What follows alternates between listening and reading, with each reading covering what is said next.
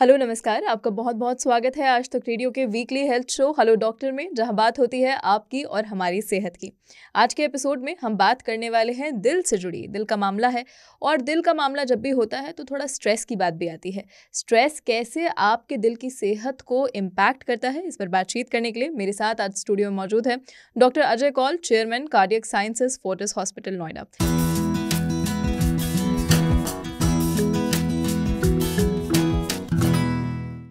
Hello doctor, आपका बहुत-बहुत स्वागत है हमारे शो में।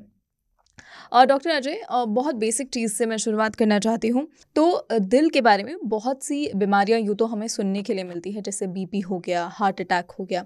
लेकिन स्ट्रेस जिसे अक्सर मेंटल हेल्थ से जुड़ी बीमारियों को जैसे फर्स्ट वर्ल्ड प्रॉब्लम करार करके छोड़ दिया जाता है। बावजूद इसके बहुत सी चीज़ें हैं जो स्ट्रेस के कारण हमें डे टू डे लाइफ में फेस करनी पड़ती है। तो हमारी हार्ट हेल्थ का स्ट्रेस से किस तरह कनेक्शन है? पहली चीज़ तो ये मिथ है कि स्ट्रेस से फर्स्ट वर्ल्ड में होता है। I mean even as person जो डे टू डे अपनी लिविंग मतलब करने की कोशिश कर रहा है, इवन उसको स्ट्रेस है। तो stress is a common phenomena.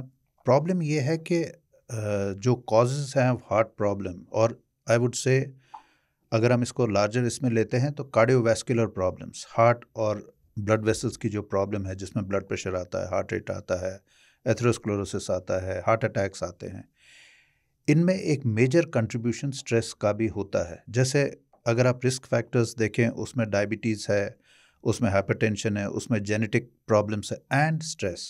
So stress is a major contributor to heart problems all over the world. It's not only in India, पूरी दुनिया में stress is a major contributor. इसलिए आप आजकल देखते हैं कि यंग एज में हार्ट अटैक्स क्यों बढ़ते हैं, because they have more stress. उनको अपना डेडलाइंस मीट करना है, उनको अपने वर्क प्लेस में काफ़ी टेंशन होता है, कम्यूटिंग इज़ अ प्रॉब्लम, फिर junk food is a problem. So this has led to a overall rise in heart problems and the basic, if you ask me what is the cause, वो stress ही है। Stress is a major cause. और क्या-क्या परेशानियां हैं जो लोग आपके पास लेकर आते हैं जब उनको बहुत ज़्यादा स्ट्रेस होता है दिल से जुड़ी?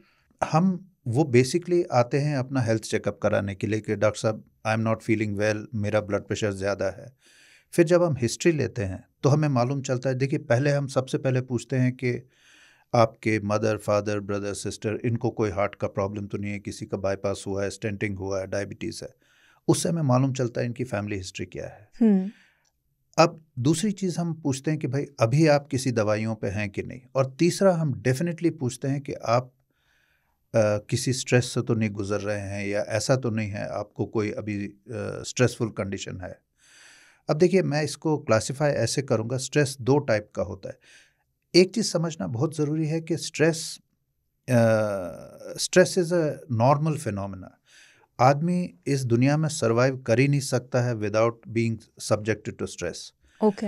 अब देखिए जैसे हम सपोज ऑफिस आ रहे हैं सुबह, नाउ ट्रैफिक जैम में फंस गए, we have to reach in time, क्या करेंगे? सो इसमें बहुत ज़रूरी है stress management. If we keep on cursing ourself, if we keep on fighting with people कि भाई हम ट्रैफिक जैम में फंस गए, उससे कुछ नहीं होने वाला है, बट होता है उससे स्ट्रेस हार्मोन्स बढ़ जाते हैं। Now this is what we call as acute stress. अभी के लिए स्ट्रेस हो गया, या बॉस ने आपको डांट दिया, now that is again stress, because that is again this is a acute stress. Correct. The other thing which is more detrimental is not acute stress, it's more of a chronic stress.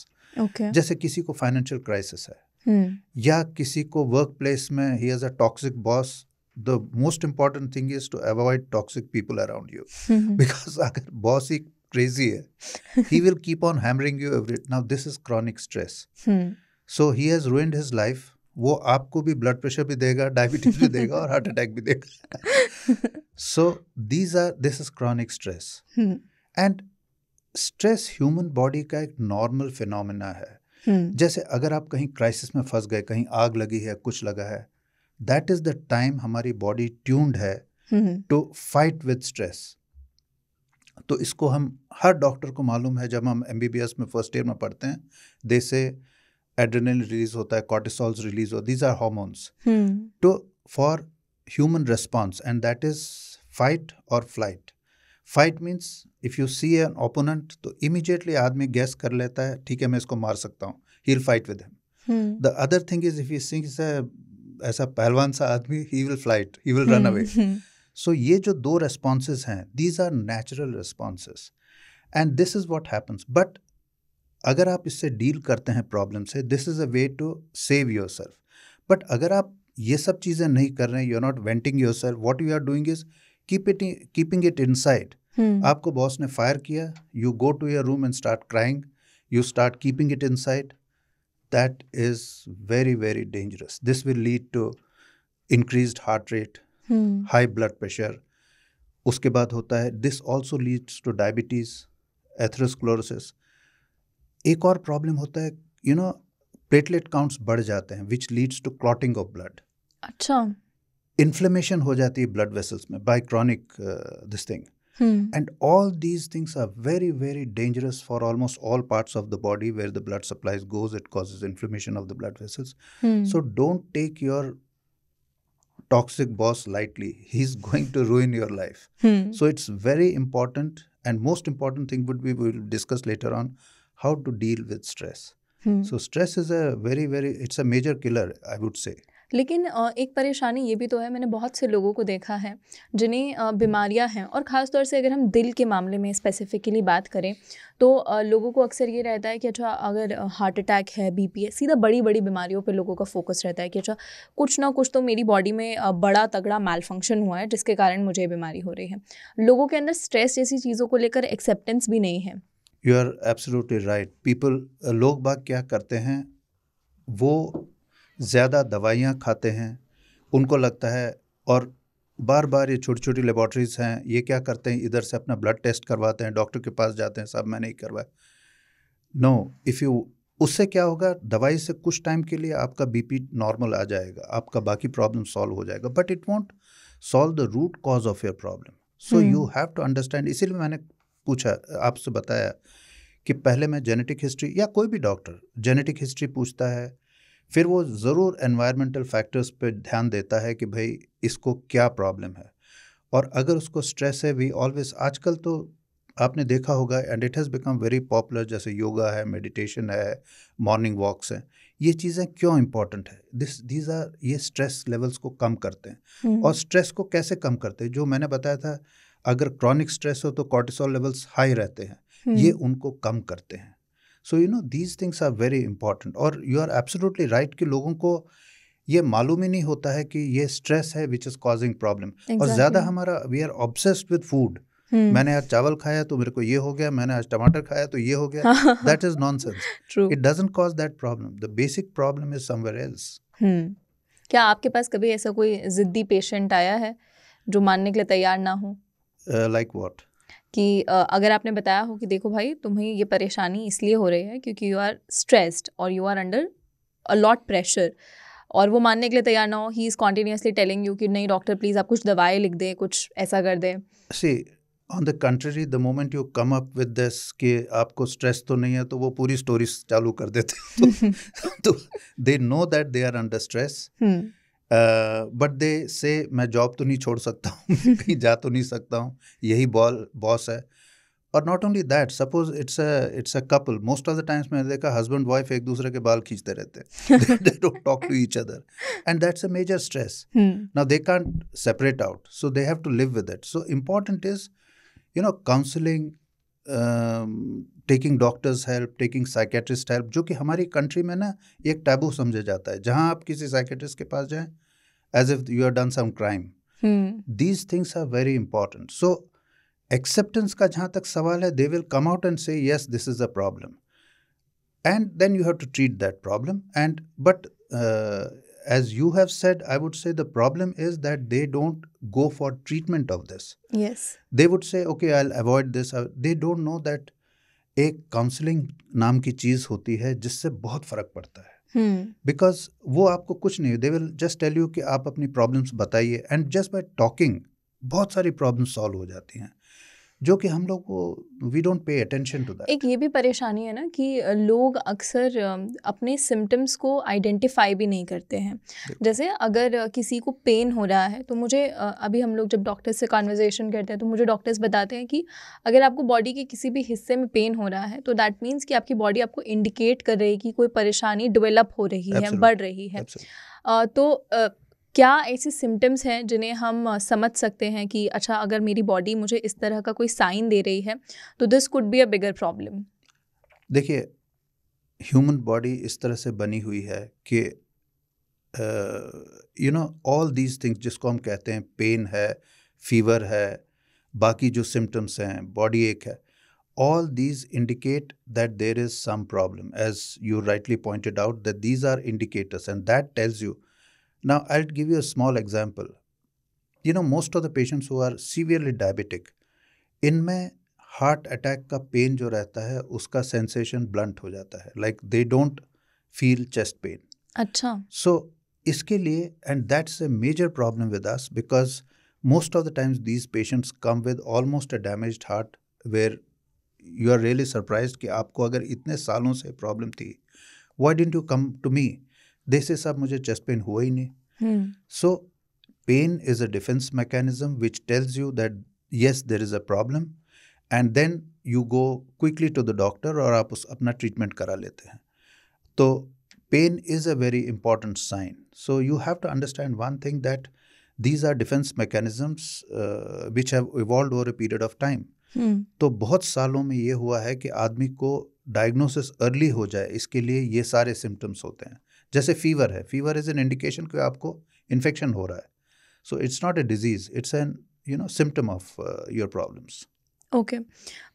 अगर हम particularly heart की बात करते हैं तो इससे जुड़े क्या स्पेसिफिक सिम्टम्स हैं कि आपकी दिल की सेहत बिगड़ रही है, या आपने जिस तरह बताया वेसल्स में इन्फ्लेमेशन होता है, इनके कुछ सिम्टम्स अगर हम पॉइंट आउट कर सके? देखिए, एक चीज़ है, it has been, I mean everybody knows that जो हार्ट के क्लासिकल सिम्टम्स हैं, they are like chest pain on the left side, दूसरा हाथ में रेडिएट होता है, लेफ्ट हैंड में मोस्ट कॉमनली, जॉ में दर्द होता है।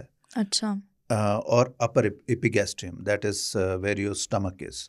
सो ये 3-4 चीज़ें हैं which is very common, and these are mostly misleading.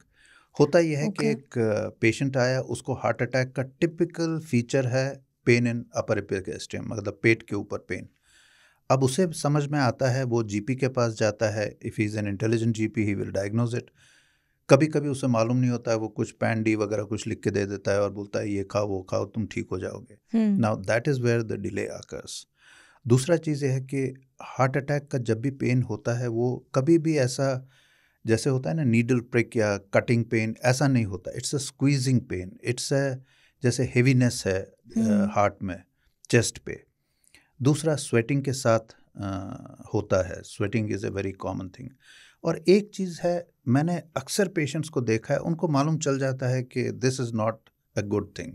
वो इमीडिएटली, मैंने देखा है अक्सर हस्बैंड अपनी वाइफ को बोलेगा नहीं नहीं आज जो दर्द है वो कुछ अलग सा है, please take me to the hospital. So there is a feeling of sinking, ऐसा पेशेंट को मालूम चल जाता है कि ये नॉर्मल नहीं है।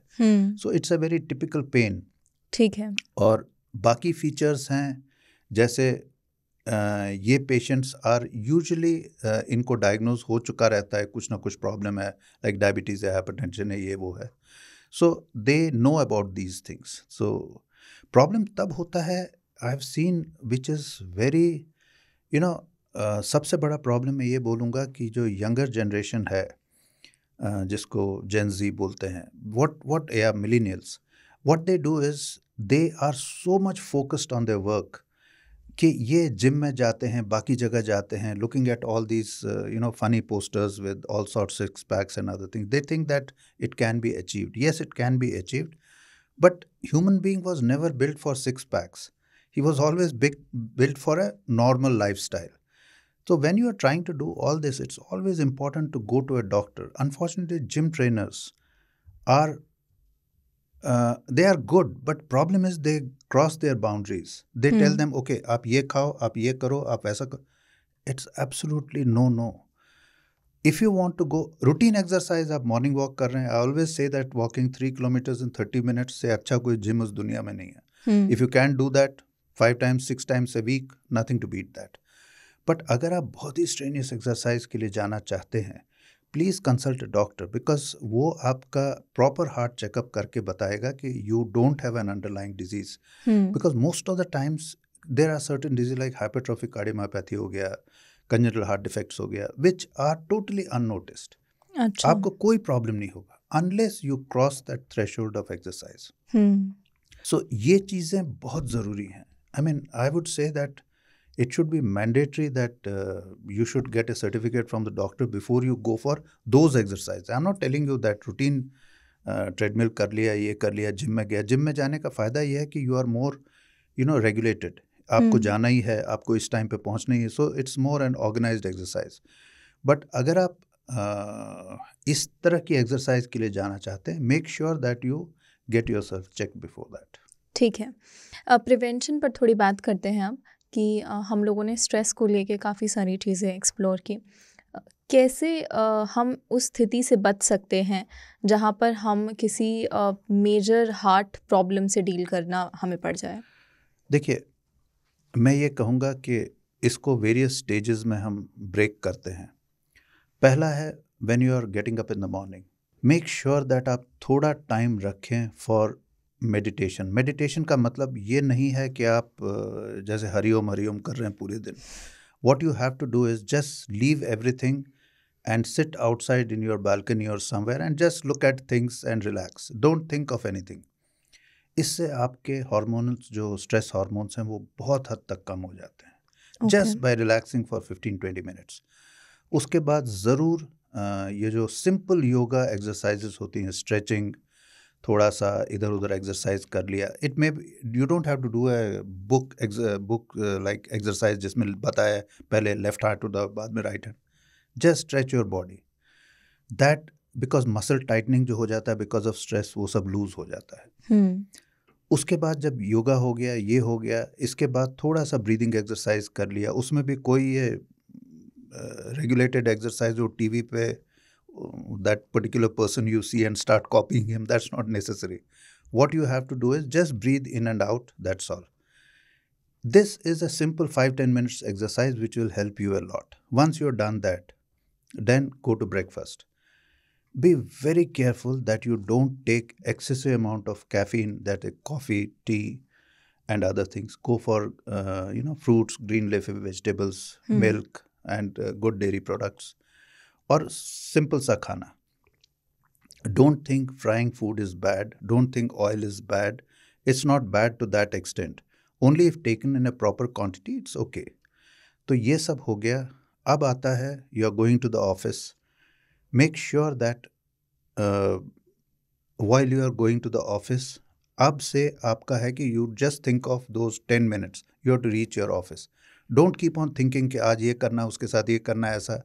Just relax, because at the back of your mind आप सोचते रहते हैं कि ये problems हैं, and that causes the main this is the reason for all this trouble. तो आप अब जैसे मैं बता रहा था, आप ट्रैफिक जाम में फंस गए. What can you do? You can't do anything. Don't stop cursing yourself. Just put the music on, just enjoy music. खत्म. Because ऐसे भी अगर आप स्ट्रेस लेते हैं, you can't jump around, you can't fly. Right. तो कुछ नहीं कर सकते हैं. तो just relax. जो बाद में जो ऑफिस में होगा देखा जाएगा. But at the moment you don't have to stress your self. उसके बाद you reach office, start your work as normal. Now comes the problem for toxic boss. So you have to gradually see that avoid him as far as possible. Because if you don't avoid him, he's going to put more stress on you. And try and understand him and try to find out. Now, suppose he's after you. Make sure that in between you take some breaks or relax for some time. Just avoid everything. That is, these are practical things, because this is what causes a lot of problems in our youngsters. He will give you a task and you have to finish all this in what is not it's not doable. You can't finish this, and he knows that. But uska kuch mindset aisa, because he is a sick person, he will tell you to do that. So try to find out a way by which you can avoid all these problems. Okay तो ये सब आपका work place पे हो गया. Don't keep on gulping coffee पे tea जैसे we are doing just now for the whole day. It's okay if you take 1 or 2 cups. And because that is another problem of health. जैसे मेरे पास office में लोग बाग आते रहते हैं, तो I just keep a cup of warm water and I give him a coffee, but I take warm water because you can't keep on drinking tea and coffee for the whole day. So be careful about your food habits. Now when you go back home, make sure that you take a good nap. Forget about your office, forget about your things, watch movies, have a friend circle even if you're in your office.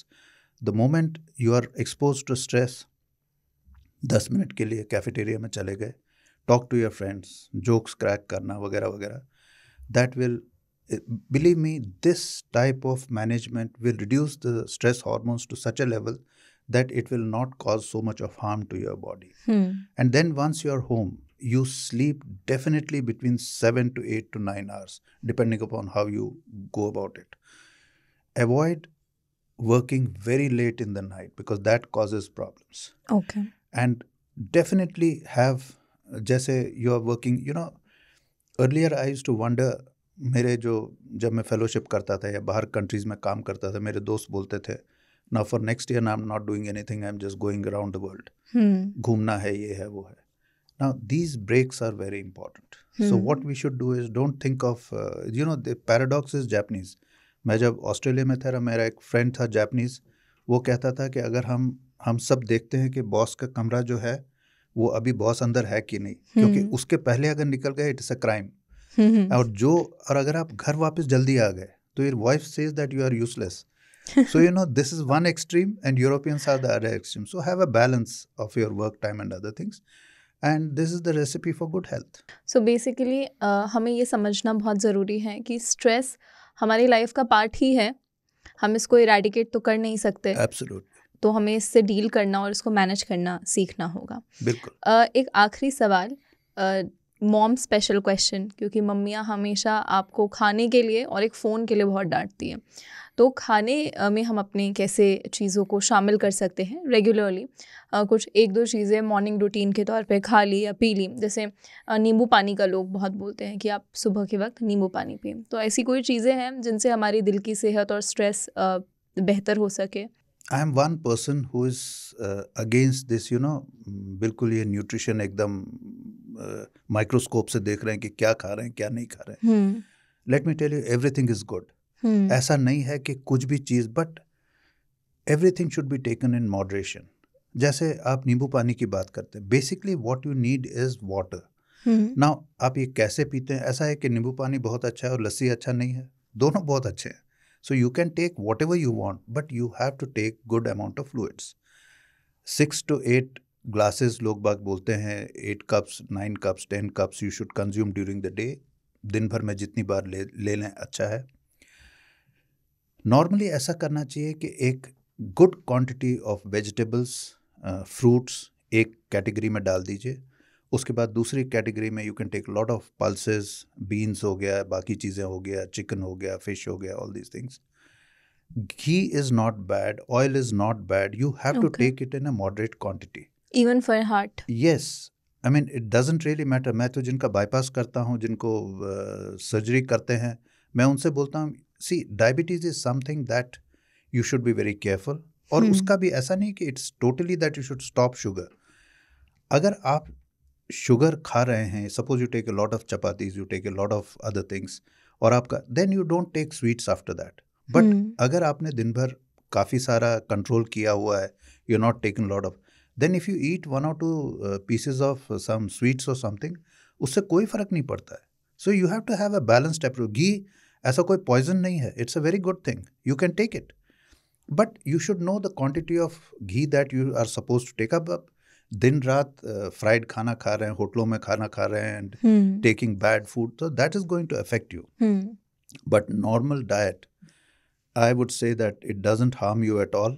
हर चीज़ अच्छी है, but keep it in moderation. Don't take excessive of anything, because होता ये है कि पहले हम cold drinks पीते थे, then it came to 0 calories.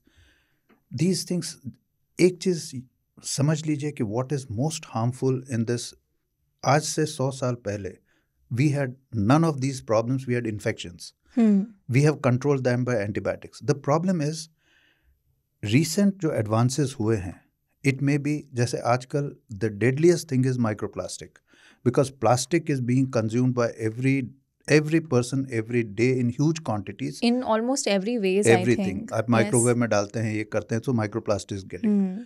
Trans fats is a very common thing. आज से बहुत साल पहले, आज आप खाना बनाते थे, बिस्किट्स बनाते थे, 4 दिन में खराब हो जाते थे। Then Unilever was a big company which came and उन्होंने कुछ प्रोसेस किया by which the shelf life improved and you could export these things, the business improved, but what did it do? Added trans fats, which is again a very bad thing, and it's all over the world now. It's like plastic. Third thing is pollution. Construction हो रहा है, बाकी चीजें pollution, तो these things are major problems. तो आप छोटा सा एक कोई घी का चम्मच खा लिया तो उससे क्या क्राइसिस हो गया? These things don't matter. ठीक है, तो डॉक्टर अजय के साथ हमने विस्तार से बातचीत की कि आप अपनी दिल की सेहत का ख्याल कैसे रख सकते हैं। स्ट्रेस फ्री रहना तो उतना संभव नहीं है, लेकिन स्ट्रेस को मैनेज किस तरह किया जा सकता है, इस पर हमारी एक बातचीत। हेलो डॉक्टर के साथ जुड़े रहिए ऐसे ही और एपिसोड्स के लिए। मेरा नाम है चेतना काला। नमस्कार।